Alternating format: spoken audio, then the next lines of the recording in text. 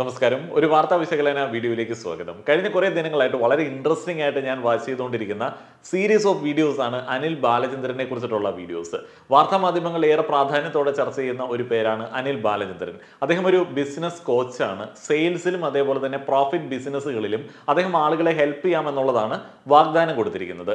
അനിൽ ബാലചന്ദ്രന്റെ ഒരു ക്ലാസ്, ഒരു training session ഈ കഴിഞ്ഞ ദിവസം കോഴിക്കോട് വെച്ച് നടത്താൻ പ്ലാൻ ചെയ്യുകയും അദ്ദേഹം ആ ഒരു സെഷനിലേക്ക് ചില വ്യക്തിപരമായിട്ടുള്ള അമർഷങ്ങൾ കാരണം 1.5 മണിക്കൂർ വൈകി എത്തുകയും അതിനുശേഷം അവിടെ ഇരുന്ന ആളുകളെ വളരെ മോശമായിട്ടുള്ള ഭാഷയിൽ വിമർശിക്കുകയൊക്കെ ചെയ്തു. ബിസിനസ്സിലേക്ക്, സെയിൽസിലേക്ക് ഏറെ പ്രതീക്ഷയോടെ കാത്തിരിക്കുന്ന ഒരു കൂട്ടം ആളുകൾ അതിൽ ഒഫൻഡഡ് ആവുകയും അദ്ദേഹത്തെ ചെറിയ രീതിയിൽ ഒന്ന് ഉപദേശിച്ചു വിടാനായിട്ട് ശ്രമിക്കുകയും ചെയ്തു. ഈ സംഭവങ്ങളാണ് കഴിഞ്ഞ കുറേ ദിനങ്ങളായിട്ട് നടക്കുന്ന മാധ്യമ ചർച്ചകളുടെ പ്രധാനപ്പെട്ട ഒരു reason. Anil Balachandran the king maker എന്ന വ്യക്തിയെ മാത്രം എടുത്തു വെച്ചിട്ട് ഒത്തിരിയധികം ചോദ്യങ്ങൾക്ക് പൊതുവായിട്ട് ചില ആൻസറുകൾ കൊടുക്കുന്ന ആളുകളെ നമുക്ക് ഇവിടെയൊക്കെ കാണാനായിട്ട് സാധിക്കും. വളരെ ഇൻട്രസ്റ്റിംഗ് ആയിട്ടുള്ള ഒരു സബ്ജക്റ്റാണ് ബിസിനസ് ട്രെയിനിങ്, ബിസിനസ് മോട്ടിവേഷൻ. ഈ പറയുന്ന കാര്യങ്ങൾ, ട്രെയിനിങ് പരിപാടികൾ, ഇതൊരു കംപ്ലീറ്റ്ലി ഉടായിപ്പായിട്ടുള്ള പരിപാടിയാണോ? ഇതിൻ്റെ ഒരു ആൻസറായിട്ട് പല ആളുകളും കൊടുത്തിരിക്കുന്നത് ഇതൊരു കംപ്ലീറ്റ്ലി ഉടായിപ്പായിട്ടുള്ള പരിപാടിയാണ്. കേരളത്തിലെ ബിസിനസ് ആളുകൾക്ക് എന്തിനാണ് ഇത്തരത്തിലുള്ള ട്രെയിനിങ്? നമ്മുടെ യൂസഫ് അലിഖാനെ നോക്കി പഠിച്ചാൽ പോരെ? നമ്മുടെ ബാക്കിയുള്ള ബിസിനസ്സുകാരെ നോക്കി പഠിച്ചാൽ പോരെ? കോഴിക്കോട്ടെ ബിസിനസ്സുകാർക്ക് എന്തിനാണ് ട്രെയിനിങ്? ഇങ്ങനെയുള്ള കുറേയധികം ചോദ്യങ്ങൾ നമ്മൾ കേൾക്കാറുണ്ട്. നമ്മൾ പോർച്ചുഗീസുകാരെ ബിസിനസ് പഠിപ്പിച്ച ആളുകളാണ്, നമുക്ക് ഈ ട്രെയിനിങ്ങിൻ്റെ ഒന്നും ആവശ്യമില്ല എന്നുള്ളത്. അത് സത്യം പറഞ്ഞു കഴിഞ്ഞാൽ ശരിയായിട്ടുള്ളൊരു കാര്യമാണ് എന്ന് എനിക്ക് തോന്നുന്നില്ല. ബിസിനസ് ട്രെയിനിങ് എന്ന് പറയുന്നതും ബിസിനസ് എന്ന് പറയുന്നതും രണ്ട് തരത്തിലുള്ള ഒരു സംഗതിയാണ്. ഇതിന് വളരെ സിമ്പിൾ ആയിട്ടുള്ള ഒരു ആൻസർ കൊടുക്കാൻ വേണ്ടിയാണ് ഞാൻ ഉദ്ദേശിക്കുന്നത്. അനിൽ ബാലചന്ദ്രൻ്റെ കിങ് മേക്കർ നടത്തുന്ന ആ ഒരു ബിസിനസ് ട്രെയിനിങ് എന്ന് പറയുന്നത് വേറെ ഒരു ഫോർമാറ്റിലുള്ള ബിസിനസ് ട്രെയിനിങ് ആണ്. അത് ഇവിടെയുള്ള കോഴിക്കോട്ടെ ബിസിനസ്സുകാർക്ക് എല്ലാ ആളുകൾക്കും വേണമോ എന്നുള്ളൊരു ചോദ്യത്തിനാണ് ആദ്യം ആൻസർ കണ്ടെത്തേണ്ടത്. അഗ്രസീവ് മാർക്കറ്റിംഗ് എന്ന് പറയുന്ന ഒരു ഏരിയ ഉണ്ട്. ഇപ്പോൾ അഗ്രസീവ് മാർക്കറ്റിങ്ങിൻ്റെ ഒരു പരിപാടി എങ്ങനെയാണ്? അയാൾ ഒരു പ്രൊഡക്റ്റോ സർവീസോ ഉണ്ടാക്കി അത് എങ്ങനെയെങ്കിലും നിങ്ങളുടെ തലയിലേക്ക് കെട്ടിയേൽപ്പിക്കണം. അതിൻ്റെ ബാക്കിയുള്ള വശങ്ങളെക്കുറിച്ചിട്ട് നിങ്ങൾക്ക് ചിന്തിച്ചൊരു ഡിസിഷൻ എടുക്കാനായിട്ട് സമയം കൊടുക്കില്ല. നിങ്ങളുടെ കയ്യിലുള്ള പണം, ഇപ്പോൾ ബിസിനസ്സിൽ വളരെ ഇൻഫോർമലായിട്ട് പറയുന്ന ഒരു സംഗതി ഉണ്ടല്ലോ, കസ്റ്റമറുടെ പോക്കറ്റിലുള്ള പൈസ സ്വന്തം പോക്കറ്റിലാക്കുന്ന ആ ഒരു പരിപാടി, അതാണ് ഈ ഒരു അഗ്രസീവ് മാർക്കറ്റിങ്ങിൽ കൂടുതലായിട്ട് ഇവർ ഫോക്കസ് ചെയ്യുന്നത്. അനിൽ ബാലചന്ദ്രൻ അങ്ങനെയുള്ള ഒരു ബിസിനസ് കോച്ചാണ്. അനിൽ ബാലചന്ദ്രന്റെ വീഡിയോസിൽ അദ്ദേഹം കൂടുതലായിട്ട് പറയുന്ന, കുറേ വീഡിയോസ് കണ്ടിരുന്നു, കൂടുതലായിട്ട് പറയുന്ന ആ ഒരു ഐഡിയ എന്ന് പറയുന്നത് ഈ ഒരു അഗ്രസീവ് മാർക്കറ്റിംഗ് ഐഡിയ ആണ്. കോഴിക്കോട്ട് പാരമ്പര്യമായി കൈമാറി കിട്ടിയ രുചിഭേദങ്ങൾ ഒരു കവറിലാക്കി, തൻ്റെ അമ്മൂമ്മ പഠിപ്പിച്ച രുചിഭേദങ്ങൾ ഒരു കവറിലാക്കി വിൽക്കുന്ന, എല്ലാ ആളുകൾക്കും ആ ഒരു ടേസ്റ്റ് പകർന്നു കൊടുക്കുന്ന ഒരു ബിസിനസ്സുകാരന് അനിൽ ബാലചന്ദ്രൻ്റെ ഒരു ബിസിനസ് മോട്ടിവേഷൻ അല്ലെങ്കിൽ അദ്ദേഹത്തിൻ്റെ ബിസിനസ് ട്രെയിനിങ് എന്ന് പറയുന്നത് ഒട്ടും യോജിക്കാത്തതാണ്. അഗ്രസീവ് മാർക്കറ്റിംഗ് രീതി. ഇപ്പോൾ നെസ്ലയുടെ ഒരു മാർക്കറ്റിങ്ങിനെ കുറിച്ചിട്ട് കഴിഞ്ഞ ദിവസം നമ്മളൊരു വീഡിയോ ചെയ്തിരുന്നു. അതിൽ വളരെ അഗ്രസീവ് ആയിട്ടുള്ള ഒരു മാർക്കറ്റിംഗ് രീതിയാണ്. ഇന്ത്യയിലേക്ക് വരുന്ന സമയത്ത് പ്രൊഡക്റ്റിൻ്റെ ക്വാളിറ്റി നോക്കാതെ അവർ ഇവിടെയുള്ള പ്രൊഡക്റ്റിൽ ഷുഗർ കണ്ടന്റ് കൂട്ടിയിടുന്നു. അപ്പോൾ അതിനകത്ത് അവർ എന്ത് പണയം വെച്ചിട്ടാണ്, ഇവിടെയുള്ള ആളുകളുടെ ആരോഗ്യത്തെ പണയം വെച്ചിട്ടാണ് ബിസിനസ് കൂടുതൽ ഉണ്ടാക്കുന്നത്. നിങ്ങൾക്കറിയാം, പലവിധ വെബ്സൈറ്റുകൾ പല സേവനങ്ങൾ ഇപ്പോൾ നൽകുന്നുണ്ട്. ഈ കഴിഞ്ഞ ദിവസം നമ്മളൊരു വെബ്സൈറ്റിനെ കുറിച്ച് പറഞ്ഞ സമയത്തും അവർ പറഞ്ഞൊരു കാര്യമുണ്ട്. അല്ലെങ്കിൽ പോട്ടെ, നമ്മുടെ ബൈജൂസിൻ്റെ എക്സാമ്പിൾ എടുത്ത് നോക്കാം. ബൈജൂസിൻ്റെ സർവീസിൽ ഒരു കാലത്ത് പേരൻസ് ഇൻട്രസ്റ്റ് കാണിക്കുന്ന സമയത്ത് തന്നെ അവരെ വിളിച്ച് തുടങ്ങുകയാണ്, അവരെ ഫോളോ ചെയ്യുകയാണ് ഒരു കൂട്ടം മാർക്കറ്റിംഗ് വിഭാഗത്തിലുള്ള ആളുകൾ. അവർ ഓടി വരുന്നു, നിങ്ങളുടെ കുട്ടിക്ക് ഒരു അസസ്മെൻറ്റ് കൊടുക്കുന്നു, നിങ്ങളുടെ കുട്ടിക്ക് ചില ഏരിയകളിൽ വലിയ ശ്രദ്ധ വേണമെന്ന് പറയുന്നു, നിങ്ങളുടെ കുട്ടിയെ നിങ്ങൾ വലിയ രീതിയിൽ കഴിവുള്ള ഒരാൾ എന്നുള്ള രീതിയിൽ കൺസിഡർ ചെയ്യുന്ന ഒരു സാഹചര്യത്തിലും അവർ പറയുന്നു, ഇവൻ നാളെ ഇന്ന ക്ലാസ്സിൽ തോൽക്കാൻ സാധ്യതയുണ്ട്, ഇവൻ്റെ ഈ ഒരു ഏരിയ വീക്കാണ്. അവർ കുട്ടിക്ക് ചില ടാസ്കുകളൊക്കെ ഇട്ട് കൊടുക്കും, ചില എക്സാംസ് ഒക്കെ ഇട്ട് കൊടുക്കും. അതുകൊണ്ട് നിങ്ങൾ ഈ ഒരു പ്ലാൻ എടുക്കണം. അവർ സ്പോട്ടിൽ നിങ്ങൾക്ക് ആലോചിക്കാനായിട്ട് സമയം നൽകാതെ തന്നെ പറയും, EMI സ്കീം ഉണ്ട് സാർ, നിങ്ങൾ EMI സ്കീമിൽ എടുത്താൽ മതി, നിങ്ങളുടെ ക്രെഡിറ്റ് കാർഡിൽ നിന്ന് നിങ്ങൾക്ക് ഇത് എടുക്കാം, അല്ലെങ്കിൽ വേറെ എക്സ്റ്റേണൽ ആയിട്ടുള്ള ഫിനാൻസ് അവർ സെറ്റ് ചെയ്ത് തരുന്നുണ്ട്, നിങ്ങൾക്ക് EMI ആയിട്ട് എടുക്കാം. ഇവിടെ നിങ്ങൾക്ക് ആലോചിക്കാനായിട്ടുള്ള സമയമില്ല. അപ്പോൾ അവർ കുട്ടിയുടെ ഭാവിയെ കുറിച്ചിട്ട് പറയും. വളരെ അഗ്രസീവ് ആയിട്ടുള്ള ഒരു മാർക്കറ്റിംഗ് രീതി. നിങ്ങൾ കുട്ടികളുമായിട്ട് സൂപ്പർ മാർക്കറ്റിലേക്ക് പോകുന്ന സമയത്തായിരിക്കും ഇവരുടെ എക്സിക്യൂട്ടീവ് നിങ്ങളുടെ കയ്യിൽ നിന്ന് നമ്പർ വാങ്ങി പിറ്റേ ദിവസം വീട്ടിലേക്ക് വരുന്നത്. അവരെത്രയും പെട്ടെന്ന് അവരുടെ ഒരു പ്രൊഡക്റ്റ്, അവരുടെ ഒരു സർവീസ് നിങ്ങളെ കൊണ്ട് എടുപ്പിക്കും. ഇത് വളരെ അഗ്രസീവ് ആയിട്ടുള്ള ഒരു മാർക്കറ്റിംഗ് രീതിയാണ്. ഈ ഒരു ബിസിനസ് രീതി കേരളത്തിലെ ബിസിനസ് സമൂഹത്തിൽ നിന്ന് കുറച്ച് ഡിഫറെൻ്റ് ആണ്. നമ്മൾ വൈകാരികമായിട്ട് എല്ലാ കാര്യങ്ങളെയും സമീപിക്കുന്ന ആളുകളാണ്. നമ്മൾ എല്ലാത്തിനകത്തും ഇമോഷൻസ് ഇടുന്ന ആളുകളാണ്. നമ്മൾ ഏതൊരു ബ്രാൻഡ് സ്റ്റോറി ഉണ്ടാക്കിയാലും നമ്മൾ അതിനകത്ത് ആഡ് ചെയ്യുന്ന ഒരു സംഗതിയുണ്ട്, ഇത് പാരമ്പര്യമായിട്ട് കിട്ടിയതാണ്, ഇന്ന കാലത്ത് തുടങ്ങിയതാണ്, അച്ഛനപ്പൂപ്പന്മാർ തൊട്ടുള്ളതാണ്. അപ്പോൾ നമ്മൾ ആ ഒരു ക്വാളിറ്റി കളയാനായിട്ട് ആഗ്രഹിക്കത്തില്ല. അനിൽ ബാലചന്ദ്രൻ വളരെ കോൺഫിഡൻ്റ് ആയിട്ട് അദ്ദേഹം സക്സസ് ഉണ്ടാക്കി എന്ന് പറയുന്ന സമയത്ത് അദ്ദേഹത്തിന് പറ്റിയ ഒരു അബദ്ധം എന്ന് പറയുന്നത് അദ്ദേഹത്തിൻ്റെ ടാർഗറ്റഡ് ആയിട്ടുള്ള ഓഡിയൻസിലേക്ക് കറക്റ്റായിട്ട് എത്താൻ പറ്റില്ല. യൂട്യൂബ് എന്ന് പറയുന്നത് വളരെ വാസ്റ്റ് ആയിട്ടുള്ള ഒരു ഏരിയ ആണ്. അവിടെയുള്ള എല്ലാത്തരം ആളുകളിലേക്കും അദ്ദേഹം ഈ ഒരു കണ്ടന്റ് പുഷ് ചെയ്തു. കണ്ടന്റ് ഭയങ്കര അഗ്രസീവ് ആയിട്ടുള്ള മാർക്കറ്റിംഗ് വഴി പുഷ് ചെയ്ത സമയത്ത് ചില ആളുകൾ, ഇദ്ദേഹത്തിൻ്റെ ഈ കൊച്ചു കൊച്ചു ബിറ്റുകളാണല്ലോ ആളുകൾ കാണുന്നത്, അപ്പോൾ സെയിൽസ് കൂടാമെന്നൊക്കെ വിചാരിച്ചിട്ട് സാധാരണക്കാരായിട്ടുള്ള ബിസിനസ്സുകാരും ഇദ്ദേഹത്തിൻ്റെ ഈ ഒരു സർവീസ് എടുക്കാമെന്ന് തീരുമാനിക്കുന്നു. അവരിൽ ചില ആളുകൾക്ക് ചില സർവീസുകൾക്ക് ഉപകാരപ്പെടുന്നു. എന്നാൽ ഞാൻ പറഞ്ഞ ആ ഒരു അഗ്രസീവ് മാർക്കറ്റിംഗ് രീതി, ബൈജൂസിന്റെ കാര്യത്തിലൊക്കെ ഏറെ ആളുകൾ പരാതിപ്പെട്ട ആ ഒരു മാർക്കറ്റിംഗ് രീതി കേരളത്തിലെ എല്ലാ ബിസിനസ്സുകൾക്കും, മജോറിറ്റി ബിസിനസ്സുകൾക്കും യോജിച്ചതാണോ? അല്ല. അവിടെയാണ് ഇത് ഫെയിൽ ആവുന്നത്. ഇനി അനിൽ ബാലചന്ദ്രന്റെ വീഡിയോയിലേക്ക്, ആ ഒരു പ്രമാദമായിട്ടുള്ള വീഡിയോയിലേക്ക് പോവാം. ായിട്ടുള്ള ബിസിനസ്സുകാരാ ഈ കസ്റ്റമറുടെ പുറകെ നടന്ന് തെണ്ടുന്ന നാണമില്ലയോടെ നിനക്കൊക്കെ. അന്തസ്സായിട്ട് ജീവിക്കണം, തെണ്ടിയല്ല ജീവിക്കണ്ടേ. ആ മര്യാദയ്ക്ക് സർവീസ് കൊടുത്തിട്ട് അവന്റെ പുറകിന് കിടക്കുക താങ്ങിക്കൊണ്ട് കാശ് തരാനെന്നും പറഞ്ഞ്. ബിസിനസ്സുകാരെ എന്തിനാ തെണ്ടിയെന്ന് വിളിക്കുന്നത്? നിങ്ങൾ 1 മണിക്കൂർ ഞങ്ങളെ ഇവിടെ വെയിറ്റ് ചെയ്യിച്ചില്ല. അതിന് ബിസിനസ്സുകാരെ തെണ്ടി എന്ന് പറയാം. ഞങ്ങളൊക്കെ ബിസിനസ്സുകാരാ. മതി, ഞങ്ങൾക്ക് മതിയോ? വളരെ സിമ്പിൾ ആയിട്ടുള്ളൊരു കാര്യമാണ് അനിൽ ഉദ്ദേശിക്കുന്നത്. നല്ല സർവീസും നല്ല പ്രൊഡക്റ്റ് കൊടുത്തു കഴിഞ്ഞാൽ നിങ്ങൾ എന്തിനാണ് കസ്റ്റമറുടെ പിറകെ നടന്ന് തെണ്ടുന്നത് എന്നുള്ളതാണ് അദ്ദേഹത്തിൻ്റെ ചോദ്യം. പക്ഷേ കേരളത്തിൻ്റെ ഒരു മാർക്കറ്റിംഗ് രീതിക്ക് അനുസരിച്ചിട്ട്, നമ്മുടെ ഇമോഷൻസിനനുസരിച്ചിട്ട് അത് ചേരില്ല. ഒരു റീസെൻറ്റ് സിനിമ ഉണ്ടായിരുന്നു, നമ്മുടെ ലാൽ ജോസിൻ്റെ ഒരു സിനിമയാണെന്ന് തോന്നുന്നു. അപ്പോൾ അതിൽ സൗബിൻ അവതരിപ്പിച്ച ഒരു ക്യാരക്ടറുണ്ട്. അദ്ദേഹത്തിനൊരു സൂപ്പർ മാർക്കറ്റ് ഉണ്ട്. സൂപ്പർ മാർക്കറ്റിലേക്ക് സാധനങ്ങൾ ഡിസ്ട്രിബ്യൂട്ട് ചെയ്യുന്ന ആളുകൾ പണം പിന്നീടൊക്കെയാണ് വാങ്ങുന്നത്. ചിലപ്പോൾ അത് 1 മാസം 2 മാസമൊക്കെ അവധിക്കൊക്കെയാണ് പല ആളുകളും കൊടുക്കാറുള്ളത്. എന്നാൽ ഇത് വളരെ ഒരു അഡ്ജസ്റ്റ്മെൻറ്റിൽ മാർക്കറ്റിൽ കുറേ പൈസ കേട്ടെന്ന് ഇതിങ്ങനെ കടന്നു പോകുന്ന ഒരു പരിപാടിയാണ്. അപ്പോൾ ഈ കടക്കാരനുമായിട്ട് ഒരു ഇമോഷണൽ ആയിട്ടുള്ള ഒരു അറ്റാച്ച്മെൻ്റ് ഒക്കെ പലപ്പോഴും ഈ ഒരു ഡിസ്ട്രിബ്യൂട്ടറെ കൊണ്ട് അത് സ്ഥിരമായിട്ട് നടക്കുന്ന ഒരു പരിപാടിയാണ്. ഈ ഒരു ചെയിനിലേക്ക് മറ്റൊരു ഡിസ്ട്രിബ്യൂട്ടർ വരുന്ന ഒരു രംഗമാണ് ആ സിനിമയിലുള്ളത്. അപ്പോൾ അദ്ദേഹം വന്നിട്ട് പറഞ്ഞു, ഇങ്ങനെയൊന്നും നമ്മൾക്ക് പെൻഡിങ് മണീസ് വെക്കാൻ പറ്റില്ല. സൗബിനൊരു സാവകാശം ചോദിക്കുന്ന സമയത്ത് പറഞ്ഞു, പെൻഡിങ് മണീസ് വെക്കാനായിട്ട് പറ്റില്ല, സാധനം എല്ലാം എടുത്ത് തിരിച്ച് വണ്ടിയിൽ കയറ്റിക്കൂ എന്ന് പറയുന്നു. അപ്പോൾ ആ ഒരു കടയിലേക്ക് സാധനങ്ങൾ കൊടുക്കുന്നില്ല. അപ്പോൾ മറ്റൊരു ഡിസ്ട്രിബ്യൂട്ടർ അവിടെ വന്ന് പറയുന്ന ഒരു കാര്യമുണ്ട്, ഇദ്ദേഹം ഈ വളരെ കാലങ്ങളായിട്ട് ഇവിടെ കട നടത്തുന്ന ഒരു വ്യക്തിയാണ്, അപ്പോൾ നിങ്ങൾ ഇങ്ങനെ ചെയ്യരുത്. അപ്പോഴത്തേന് ഈ പുതിയ മാർക്കറ്റിംഗ് രീതികളുമായിട്ട് വരുന്ന സെയിൽസിൽ വന്ന പുള്ളി പറയുന്നുണ്ട്, തന്നെ പോലെയുള്ള ഡിസ്ട്രിബ്യൂട്ടേഴ്സാണ് ഇത് മുഴുവൻ നാശമാക്കുന്നത്, എത്ര ലോസ് ഉണ്ടാവുന്നുണ്ട് എന്നറിയാവുന്നൊക്കെ ചോദിക്കുന്നു. അപ്പോൾ ഇതാണ് തമ്മിലുള്ളൊരു അന്തരം. ഈ കാലങ്ങളായിട്ട് ഇവിടെ ബിസിനസ് നടത്തുന്ന ഒരു വ്യക്തിയാണ്. ഇക്കയ്ക്ക് കുറച്ച് സാവകാശം കൊടുക്കുന്നതാണ് ഇവിടെയുള്ള നാട്ടിലെ രീതി. എന്നാൽ ഈ അനിൽ ബാലചന്ദ്രൻ്റെ ആ ഒരു അഗ്രസീവ് മാർക്കറ്റിംഗ് രീതി അല്ലെങ്കിൽ സെയിൽസിലുള്ള പരിപാടികൾ കൊണ്ട് നമ്മുടെ നാട്ടിലെ ഇക്കമാരും അല്ലെങ്കിൽ ചേട്ടന്മാരും ചേട്ടായിമാരുമായിട്ടുള്ള കച്ചവടം പ്രോപ്പറായിട്ട് നടക്കുമോ?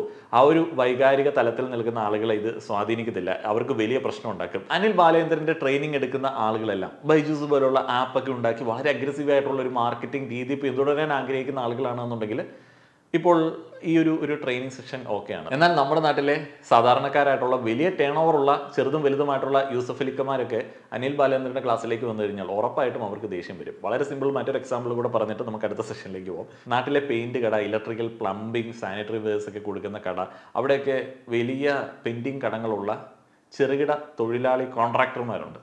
അപ്പോൾ അവരെങ്ങനെയാണ് വർക്ക് എടുക്കുന്നു, അവിടെ നിന്ന് പെയിൻറ്റും സാധനങ്ങളൊക്കെ വാങ്ങുന്നു, മുഴുവൻ പേയ്മെൻറ്റ് കിട്ടിയതിന് ശേഷം കടം വീട്ടുന്നു. ചിലപ്പോൾ കടക്കാരൻ തുടരെ ഇവരെ വിളിച്ച് പൈസ കൊണ്ടുവന്ന് തരാനായിട്ട് പറയേണ്ടി വരും. എന്നാലും ആ ഒരു ബന്ധം പലപ്പോഴും വഷളാവാതെ തുടർന്ന് പോവാറുണ്ട്. ഇത് ഇവിടെയുള്ള ആളുകൾക്ക് യൂസ്ഡ് ആയിട്ടുള്ള ഒരു കാര്യമാണ്. ഇവിടെയൊക്കെ മോഡേൺ സൊല്യൂഷൻസ് ഉണ്ട്. കുറച്ച് കണ്ണടച്ച് കഴിഞ്ഞാൽ കുറച്ച് മോഡേൺ സൊല്യൂഷൻസ് വരും. ഇപ്പോൾ കടയിൽ മറ്റേ ഇലക്ട്രോണിക്സ് ഒക്കെ വിൽക്കുന്ന ആളുകൾ എങ്ങനെയാണ് ആ ഒരു സിറ്റുവേഷൻ ഓവർകം ചെയ്തത്? അവർ EMI അറേഞ്ച് ചെയ്ത് കൊടുക്കുന്ന ഫിനാൻസിയേഴ്സിനെ ഇതിൻ്റെ കൂടെ ടൈപ്പ് ചെയ്തു. ഇപ്പോൾ പണ്ടൊക്കെ കയറി താമസമാകുന്ന സമയത്ത് നാട്ടിലെ പരിചയമുള്ള കടയിൽ നിന്ന് ടിവിയോ ഫ്രിഡ്ജോ ഒക്കെ കടമായിട്ട് വാങ്ങുന്ന ആളുകളുണ്ടായിരുന്നു. ഇപ്പോൾ അങ്ങനെയുള്ള ആളുകൾ കടമായിട്ട് വാങ്ങാൻ വരുന്ന സമയത്ത് പറയും, നിങ്ങൾ EMI ആയിട്ട് എടുത്താൽ മതി, 0 ഡൗൺ പേയ്മെൻ്റ് ആണ്, ബജാജ് ഫിനാൻസ് വരികയാണ്, വേറെ ഏതെങ്കിലുമൊക്കെ ഫിനാൻസ് വരികയാണ്. അവരെന്ത് കാണിക്കും? വേറെ ഏജൻസിക്ക് കൊടുത്തിരിക്കുകയാണ് റിക്കവറി എന്ന് പറയുന്ന പരിപാടി. അപ്പോൾ വളരെ അഗ്രസീവായിട്ടുള്ള രീതിയിൽ പണം തിരിച്ചു പിടിക്കുന്ന പരിപാടി അവർ ചെയ്തോളും.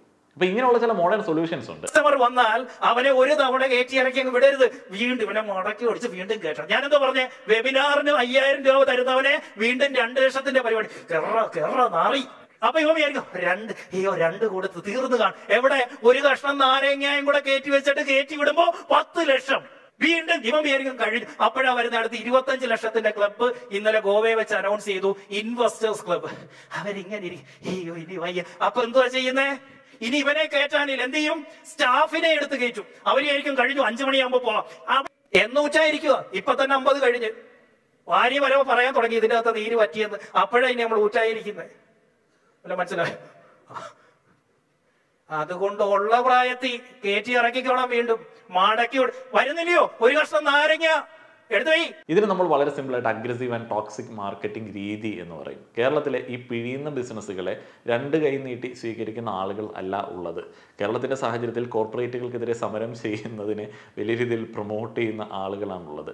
നമുക്ക് ഈ പിഴിയുന്ന ഒരു ഫീൽ കിട്ടിക്കഴിഞ്ഞാൽ നമ്മൾ അവിടേക്ക് പോവില്ല. 10 തവണ കൂടുതൽ വിളിച്ചു കഴിഞ്ഞാൽ അവനെ നമ്മൾ ശല്യമായിട്ടാണ് പൊതുവിൽ കണക്കാക്കുന്നത്.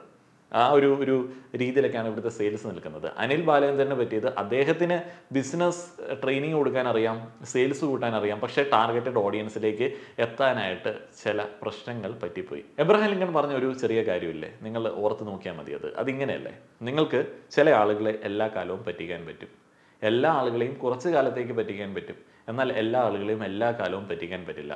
അനിൽ ബാലചന്ദ്രൻ്റെ ആ ഒരു ടോട്ടൽ ഒരു ബിസിനസ് കാണുന്ന സമയത്ത് ഈ ട്രെയിനിങ് കൊടുക്കാം എന്ന് പറഞ്ഞിട്ടുള്ള ആ ഒരു വാഗ്ദാനങ്ങൾ, അങ്ങനെയുള്ള ട്രെയിനിങ്, ആ ഒരു കോഴ്സുകൾ, ആ ഒരു രീതികൾ കാണുന്ന സമയത്ത് ഈ ഒരു കാര്യമാണ് എൻ്റെ മൈൻഡിലേക്ക് വന്നത്. അദ്ദേഹം പറയുന്ന ചില കാര്യങ്ങൾ ചില ആളുകൾക്ക് വർക്കാവും. ആ ഒരു ആളുകളെ കൊണ്ട് അദ്ദേഹത്തിന് മുന്നോട്ടേക്ക് പോകാമായിരുന്നു. പക്ഷെ അദ്ദേഹം ചെയ്തത് എന്താണെന്ന് വെച്ച് കഴിഞ്ഞാൽ ഇത് എല്ലാ ആളുകൾക്കും ആപ്ലിക്കബിൾ ആവുന്ന ഒരു കാര്യമാണ് എന്ന രീതിയിൽ വളരെ ടോക്സിക് ആയിട്ടുള്ള ഒരു മാർക്കറ്റിംഗ് രീതി അവലംബിച്ചു. എല്ലാ ആളുകളിലേക്കും ഇതങ്ങോട്ട് അടിച്ചേൽപ്പിച്ചു. അതേപോലെ തന്നെ ബിസിനസ്സുകാരന് പുതിയ ഡെഫിനിഷൻ കൊടുക്കാനായിട്ട് അദ്ദേഹം ശ്രമിച്ചു. ഈ ടോക്സിക് ആയിട്ടുള്ള മാർക്കറ്റിംഗ്, അഗ്രസീവ് ആയിട്ടുള്ള മാർക്കറ്റിംഗ് രീതി ഏറ്റവും കൂടുതൽ പിന്തുടരുന്ന ആളുകൾ എന്ന് പറയുന്നത് MLM കമ്പനികളാണ്.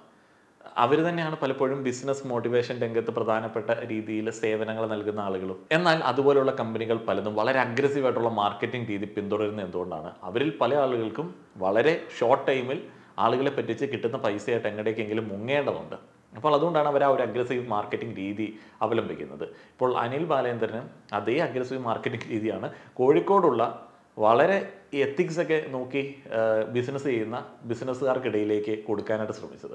അവിടെയാണ് അദ്ദേഹം ഫെയിൽ ആവുന്നത്. എന്തൊക്കെ പറഞ്ഞാലും ഏതെങ്കിലുമൊക്കെ കോണിൽ ചെറിയ നന്മ ഒളിപ്പിച്ചു വെച്ചിരിക്കുന്ന ആളുകളാണ് മലയാളികളുടെ ഒരു മജോറിറ്റി. അതുകൊണ്ട് തന്നെയാണ് നമ്മൾ വിദേശത്ത് പോയി പണം സമ്പാദിച്ച് നാട്ടിൽ വന്ന് ബിസിനസ് ചെയ്യാനായിട്ടൊക്കെ ഒരു കാലത്ത് ആഗ്രഹിച്ചിരുന്നത്. എന്നാൽ ഇപ്പോൾ നാട്ടിലെ ബിസിനസ് രീതികൾ മാറി, കോമ്പറ്റീഷൻ വേറെ ഒരു മോഡിലേക്കായി. അതുകൊണ്ട് തന്നെ പല ആളുകളും പേടിച്ച് നാട് വിട്ട് പോവുകയാണ്.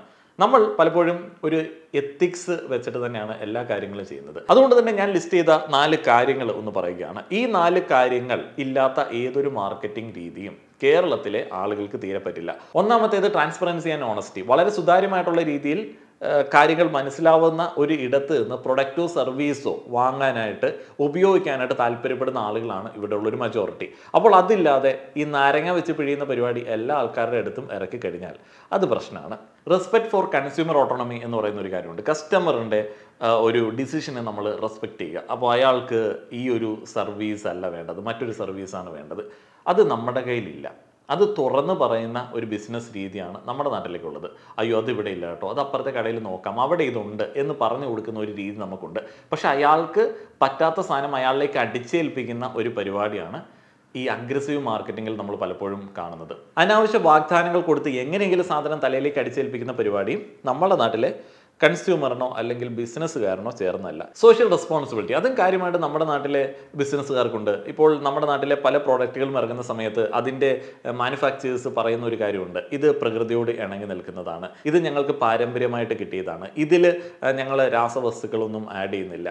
അപ്പോൾ ഈ രാസവസ്തുക്കളൊക്കെ ആഡ് ചെയ്യുന്നതിൽ നിന്ന് വിഭിന്നമായിട്ടുള്ള ഒരു പ്രോഡക്റ്റാണ് ഞങ്ങൾ ഇറക്കുന്നത്. ഒത്തിരിയധികം പ്രാക്ടീസസ് ഉണ്ട്, എക്കോ ഫ്രണ്ട്ലി, ഇങ്ങനെയുള്ള കാര്യങ്ങൾ നമ്മുടെ നാട്ടിൽ ഏറ്റവും കൂടുതലായിട്ട് കാണുന്നതാണ്. കാരണം നമ്മളത് ഉപയോഗിക്കാൻ ആഗ്രഹിക്കുന്നു, നമ്മൾ ഉപയോഗിക്കുന്ന കാര്യം കൂടുതൽ നന്നായി ആളുകളിലേക്ക് എത്തിക്കാനായിട്ട് ആഗ്രഹമുള്ള ആളുകളാണ് നമ്മുടെ നാട്ടിലുള്ള ആളുകൾ. പിന്നീടുള്ളത് അക്കൗണ്ടബിലിറ്റിയാണ്. എങ്ങനെയും എന്തും മാർക്കറ്റ് ചെയ്യാമെന്ന് പറയുന്ന ഒരു രീതി പിന്തുടരാതിരിക്കുന്ന ആ ഒരു കാര്യങ്ങൾ. അതേപോലെ നമ്മുടെ മാർക്കറ്റിംഗ് പ്രാക്ടീസസ് എപ്പോഴും ഒന്ന് അനലൈസ് ചെയ്യുക, കസ്റ്റമറെ ഒരു സാധനം വാങ്ങിച്ചതിന് ശേഷവും സപ്പോർട്ട് ചെയ്യുക എന്നീ കാര്യങ്ങളൊക്കെയാണ് ഇതിനകത്ത് വിടുന്നത്. ഈ പറയുന്ന സാധനങ്ങൾ ഒഴിവാക്കിയിട്ടുള്ള അനിൽ ബാലചന്ദ്രൻ കിങ് മേക്കർ പരിപാടികൾ നടത്തി കഴിഞ്ഞാൽ കേരളത്തിൽ അത് അധികം കാലം വിറ്റ് പോകത്തില്ല. കുറച്ച് കാലം കുറച്ച് ആൾക്കാരെ പറ്റിക്കാൻ പറ്റും. യൂട്യൂബിൽ അത് ഓക്കെയാണ്. ഇപ്പോൾ യൂട്യൂബ് എന്ന് പറയുമ്പോൾ നമ്മൾ ഫിൽട്ടർ ചെയ്തിട്ടാണ് കേൾക്കുന്നത്. നമുക്ക് ഇന്നത് കേൾക്കാം, ഇന്നത് അവോയ്ഡ് ചെയ്യാം, കാരണം നമ്മൾ അവിടെ കാര്യമായിട്ടൊന്നും പേ ചെയ്യുന്നില്ല. പക്ഷേ ഒരു ബിസിനസ് മോഡലായിട്ട് അതൊരു പ്രൊഡക്റ്റായിട്ട് ഒരു സർവീസായിട്ട് കുറേയധികം ആളുകളിലേക്ക് എത്തിക്കുന്ന സമയത്ത് ആ ഒരു റൈറ്റ് ഓഡിയൻസിനെ നമ്മൾ മനസ്സിലാക്കണം. ഇവിടെയാണ് നമ്മൾ രണ്ടാമത് പറഞ്ഞ ആ ഒരു കാര്യത്തിന് വിരുദ്ധമായിട്ടുള്ള കാര്യം നടക്കുന്നത്. കൺസ്യൂമർ ഓട്ടോണമി അവർക്ക് പറഞ്ഞു കൊടുക്കുന്നില്ല, അല്ലെങ്കിൽ അവർക്ക് മനസ്സിലാക്കാൻ പറ്റുന്നില്ല, വേറെ ഒരു മാർക്കറ്റിംഗ് രീതിയിലാണ് ഇത് പൊതിഞ്ഞു വിൽക്കുന്നത്. അപ്പോൾ ഇതൊക്കെയാണ് ഈ ഒരു സംഭവങ്ങൾ കണ്ട സമയത്ത് എനിക്ക് തോന്നിയ കാര്യങ്ങൾ. ഞാൻ ഇതിനകത്ത് വളരെ ഇൻട്രസ്റ്റ് ഉള്ള ഒരാളാണെന്നുണ്ടെങ്കിലും ഇതിനകത്ത് എനിക്ക് അത്ര വലിയ അറിവൊന്നുമില്ല. അതുകൊണ്ട് തന്നെ നിങ്ങളുടെ വിലപ്പെട്ട അറിവുകൾ, നിങ്ങൾ ബിസിനസ് മേഖലയിലൊക്കെ നിൽക്കുന്ന ആളുകളാണെന്നുണ്ടെങ്കിൽ കമൻറ്റ് ബോക്സിൽ ഷെയർ ചെയ്യാവുന്നതാണ്. നന്ദി.